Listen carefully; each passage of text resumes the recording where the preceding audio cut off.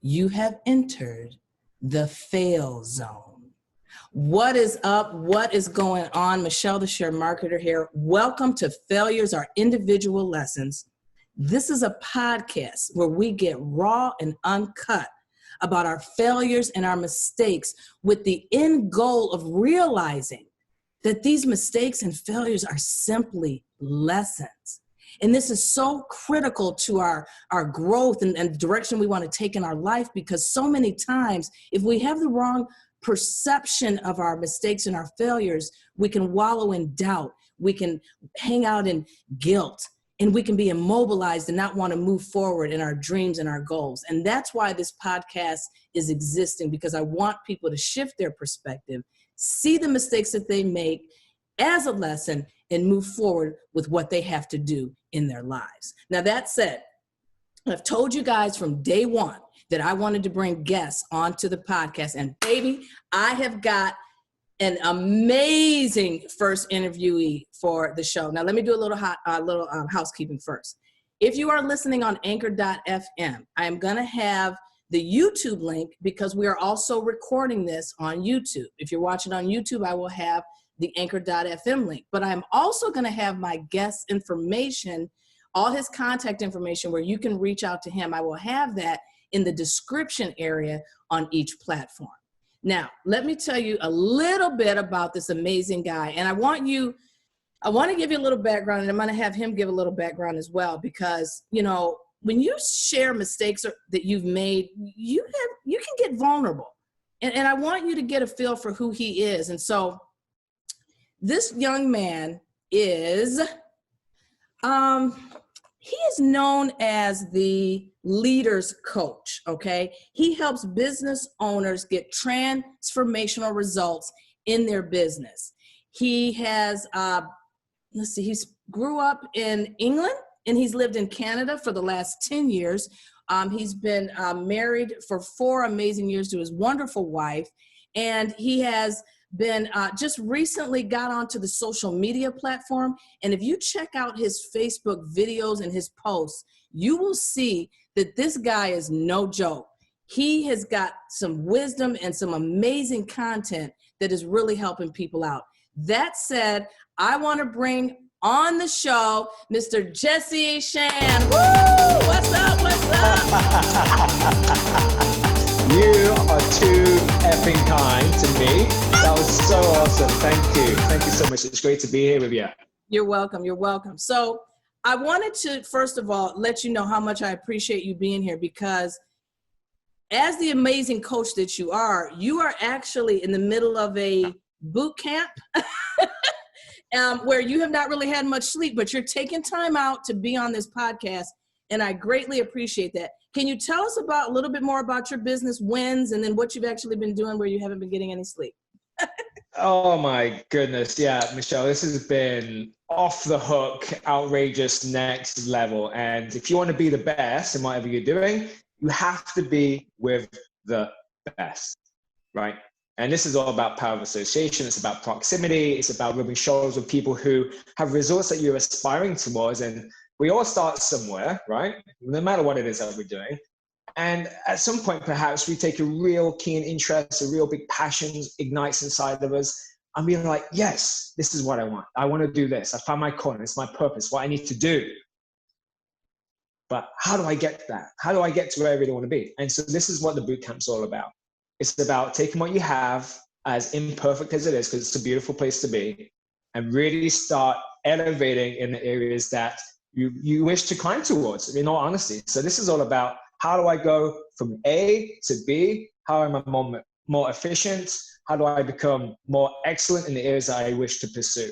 And so this is just elevating to the next level. So it's been intense. It's been fun. It's been emotional. There's been breakthrough. There's been like realizations, aha moments, because you're having people speak into you.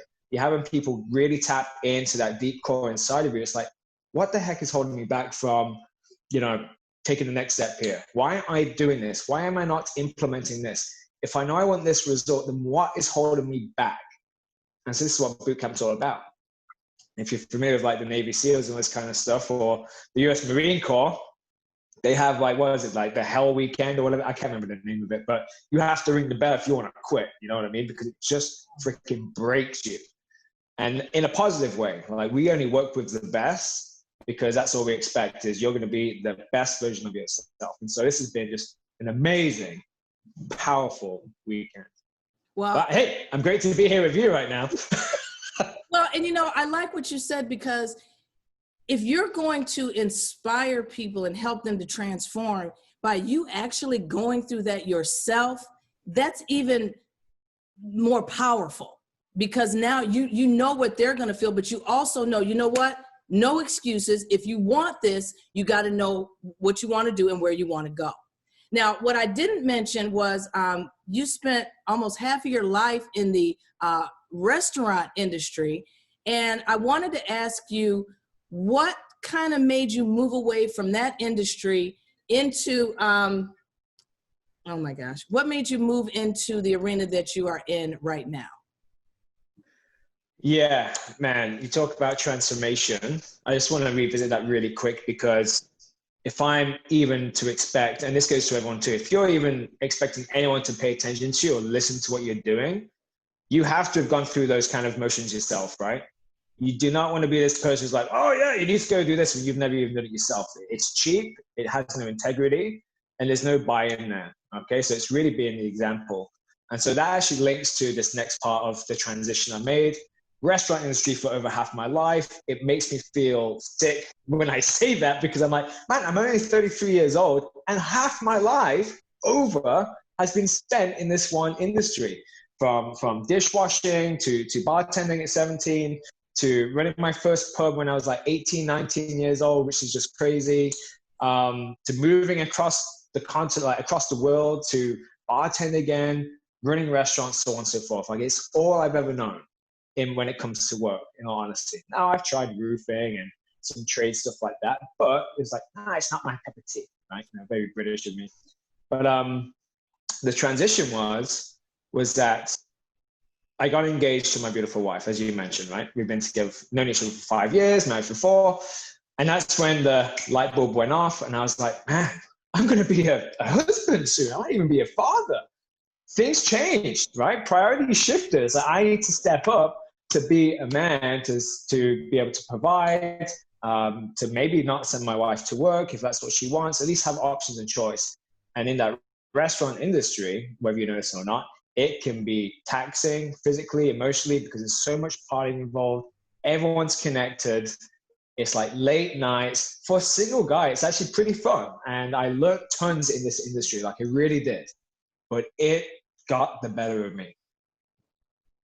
Like, it really took a toll on me. So I know that we had talked before. Yeah, are you going to tell do you want to get into the lizard story? Thank you. Yeah. Hey, you know, I'd love to do that, because I know there's so many people in this industry, because it seems like easy work, even though it's some of the hardest work you'll ever do, putting up with people. I mean, it's a people business, but people would often speak down to me, disrespect me. As I'm a server to them, they think I'm, you know what I mean? I kind of used to get this a lot. People won't talk to me or acknowledge my existence when I'm just trying to help them, right? So you go through a lot of stuff, plus all the drama with the staff and the gossiping and all this kind of stuff, right? But the dark side of it is, like I alluded to earlier, is like the partying side of it. And like there is drugs in there, and there is lots of alcoholism. And there's lots of alcoholics in denial, in my opinion. And I was definitely one of them. I was going out 4 or 5 nights a week, trying to lure people back to my apartment so I didn't have to stop the party. You know what I mean? And it was just crazy. It was nuts. And one day, I showed up to work 6 hours late, and I was running a restaurant. I was the guy. I was the face of this restaurant. I was 6 hours late for an 8-hour shift. Yikes. Right?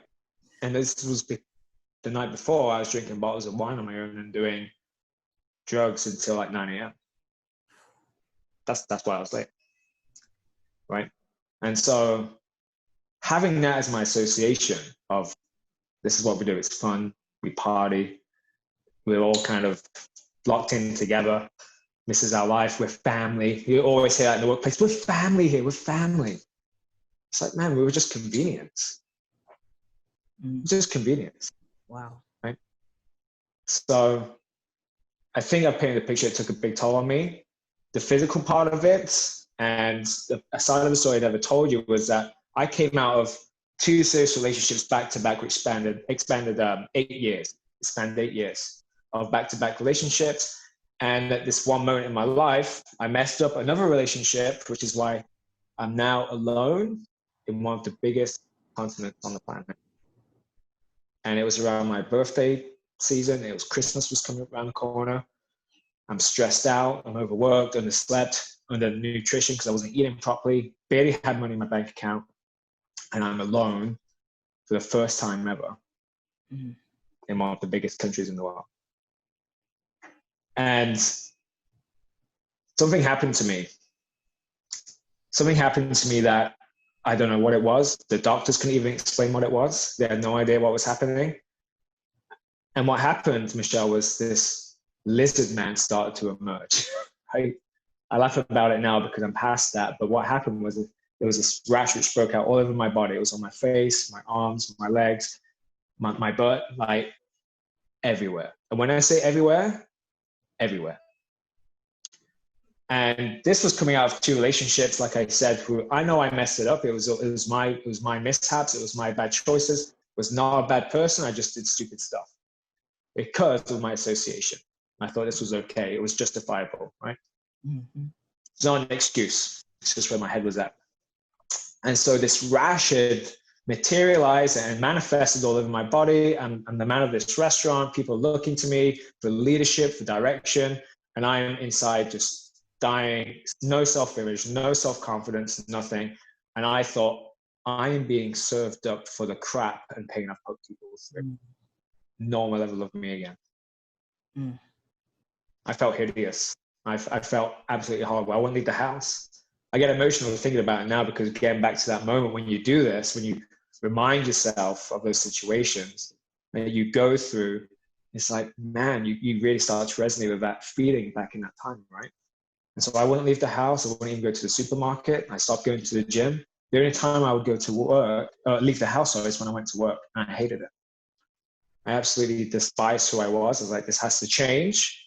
You can't keep hurting people like this. And so I made a commitment to myself that I will never, ever hurt anyone again. Never. Right? But it did me in my, whatever it was, skin disease disappeared. It didn't. Like it hung around, it lingered. It was summertime.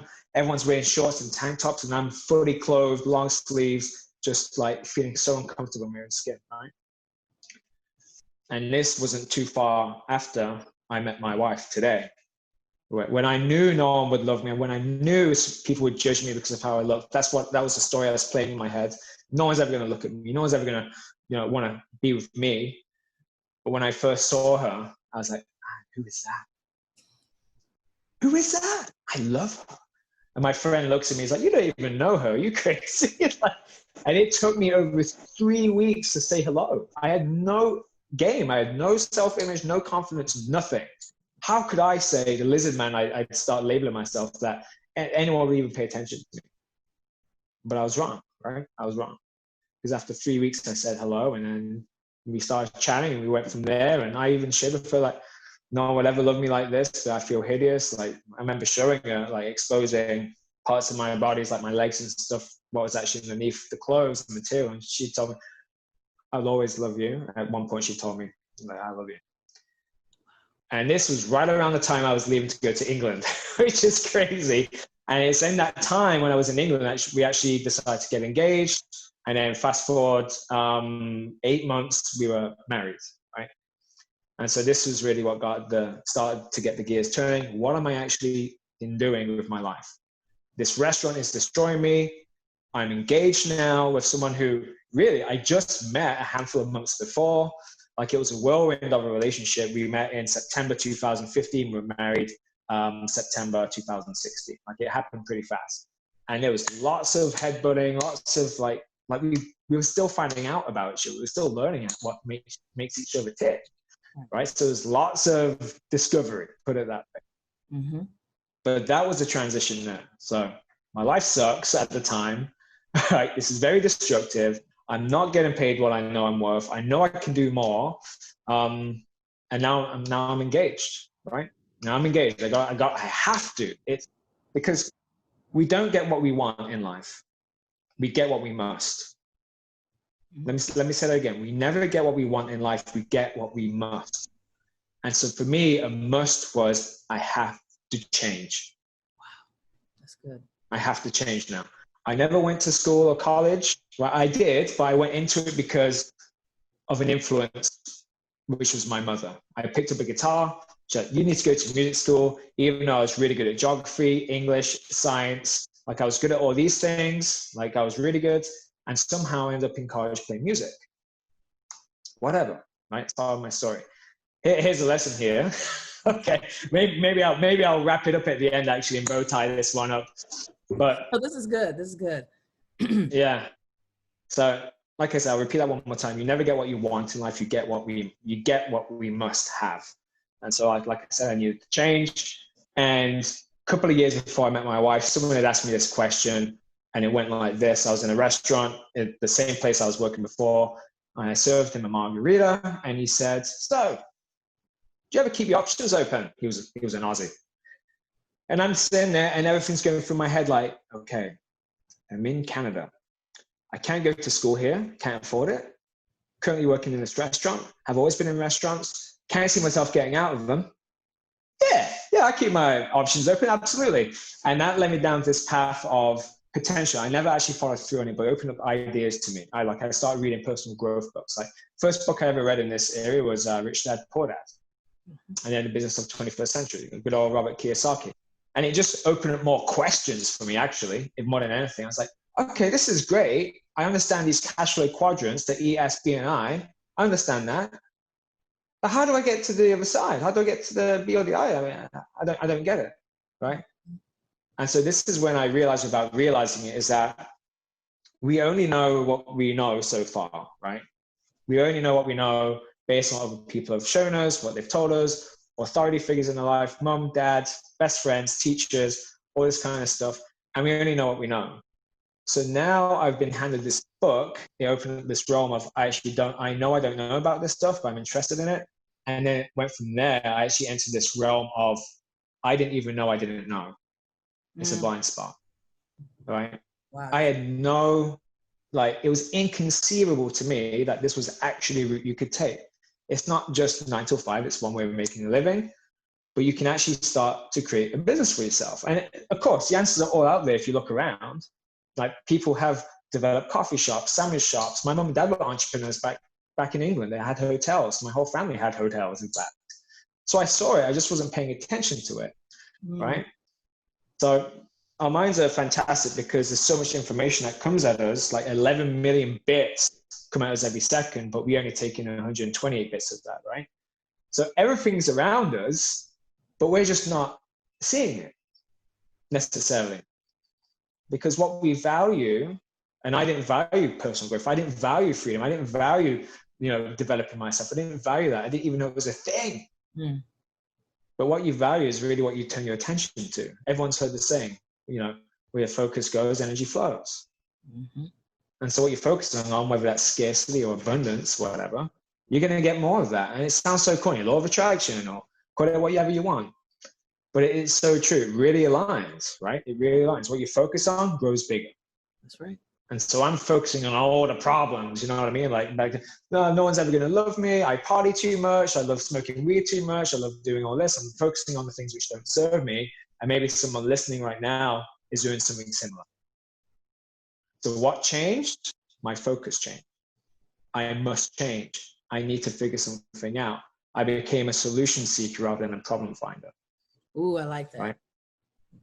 I knew I needed to change something up, and that's exactly what we did. And so to answer the question, I know this has been a long answer, but what transition was I had the realization that what I'm doing, what I've been told to do, what I've been told I'm even good at, right? Yeah. Isn't what I truly wanted. It's not, I realized it wasn't going to serve me and bring me the life I truly, truly desired. But I would listen to people who were telling me these things because they love me, I love them, I respect them. They respected me to some degree. They wanted the best for me, right? Because they cared about me. Mm-hmm. But they weren't living the life I wanted neither. Wow. Because they were living the same life as me. They were doing the same thing as me, right? Yeah. My parents back home said, you need to get a good trade. Become a welder, my dad said. You need to get that under your belt, become a roofer. But yeah, he wasn't a welder or a roofer. He was an entrepreneur, not telling me to get into entrepreneurship. Like, what? Wow. This is insane. It is. And so I got really good at inspecting the fruit. I got really good at looking at what people have in their life. Seriously, I did. And then based on what they have in their life, I start to listen or not listen or put it through the filter. Oh yeah, thank you for the advice. Everyone's got their 2 cents to give you, right? Oh, can I give you my 2 cents? Can I give you a piece of advice? Mm-hmm. I'm like, sure. Do a quick analysis. Okay, so your name is Bob. I know who you are. I know what you do for work. You make around 50 grand, give or take a year. You have a wife at home, a kid who barely sees you, and I'm probably going to stop listening to your advice right now. Mm. No, there's nothing wrong with your lifestyle. It's just not what I want. Exactly. That's good. That's good, Jesse. Right? That's good. So me and my wife, we got really good at this, and we start paying attention to those who had results. Now, the reason we got into this zone again is because we saw a different way of creating a life for ourselves, one which wasn't scarcity, one which was full of expansion, of fulfillment, of purpose. You know, it wasn't driven by pleasure seeking, right?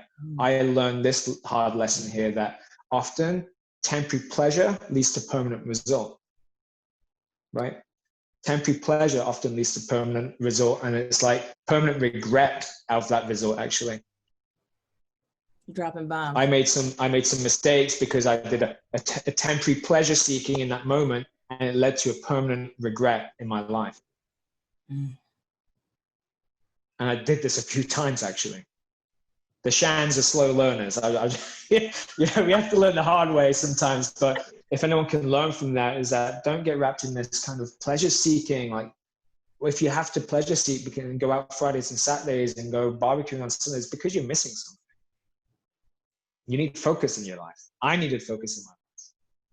Something to work towards, a goal worthy enough of like, yes, this is my calling. Now I wake up every day, Michelle, I'm excited to serve. I'm excited to connect with new people. Now I'm on an online model, bringing what I know I've learned over the last 5 years, and I'm so fired up. So it's really a no-brainer. Once you really catch a vision, a dream, a purpose, sense of direction, you have support, love, challenge in equal measure, of course you're going to change something. Wow. Of course you are. That's good. Because otherwise, what are you doing? What are you doing here? And it's like a big question. It's not what do you want to do when you grow up. It's not what do you want to do in your next career. The question we all need to be asking ourselves is, how do I want to live? Oh, I got to write that down. And you need to ask yourself. And we need to take time to give ourselves space to reflect on this too. Because once you reframe that question, how do you want to live? It's going to be tricky to begin with because you've been so used to the idea of what do I need to do? What do I need to do to make more money? What do I need to do to all this kind of stuff? It puts you in a box. I need to do this career. I need to become a doctor. I need to become a lawyer. I need to go back to school. I've already been to school 3 times, so those degrees aren't serving me. So I need to get another one. That's what I need to do, right? I need to get married. I need to have a child. I need to buy a house. I need to go on vacation. And you're not setting yourself up for success. You're actually hurting yourself because you're forever going to be chasing the next best thing. You know, Jesse, that really touched me because 2 things. And you're right. Those around us that love us, they want to protect us, and they want to, you know, I had a similar thing. You know, my dad started limousine service. My grandmother opened a dry cleaners years ago. Entrepreneurs in the family, but nobody was saying, and I always wonder, why do I always have this drive to be one? But no one ever has said, you know, go this path. Instead, go to school, get a degree. Guess what? I did that. I've had my job for 27 years, haven't liked it one day. Oh, the money's good, don't get me wrong. But that waking up with the energy and that fulfillment, oh my God. And now I have a daughter in college. And when you said, I've been, that question just truly blessed me when you say, how do I want to live? I didn't even know how to say to my own child what was inside of me, everything that you're saying about don't listen to don't conform. Don't conform. Do you, boo? And in the way okay, so I'm getting excited, but now that I know I'm going to talk to her later today, and that is the question I'm going to say to her, because like I said, she's in college and the path that she's wanting to take, we've taught her to be independent, but the mama bear kind of is like, oh, is that really the path you want to go? And that's not the right thing to do. It's not the right thing to do. So I want to thank you for that. And so let me ask you one more time, because this has been amazing. Say again the failure of how we listen to those that are trying to tell us the path to go. You were able to say, no. What are you doing now then? Why are you doing what you're doing now? You've pretty much said it, but just give me a summary of the whole thing. Yeah, for sure. Just so I'm on the right page of it, you want a summary of the failing here, right? And that's what this is all about. Yes. Of the learning, of the lesson. Yes. Okay, so I want to come back to the inspecting the fruit analogy, right? Because as we both talked about now, we will listen to and be influenced by people who love us and we love back because they want the best for us. And same with your situation, like, okay, I'm telling my daughter this, but here's the thing is that our parents always wanted us to be safe and have certainty that we were going to be safe. And so we're also going to do that, right? It's all about safe and certainty. So when you start to branch off, this question comes up, oh, are they going to be okay? Are they going to be safe? Are they certain about this? Or do I know they're going to be safe and certain about this? And so all these things start going off, right? And so the only way we can actually tell them and prove to them that we'll be safe and certain is by just doing it. I've got this. 100% confident that I'm going to make this happen. There's no uncertainty here. Pops, I got it. This is it. Right? This is how you do it. You cross the road, like when your kid was younger, right? Crossing the road, perhaps. You're like, ooh, careful, right? Yes. Hold my hand. Yes. And when did that feeling disappear? When were you actually okay with crossing the road? When I was that she could do it. Exactly. Oh. When she proved it. Woo, dropping bombs.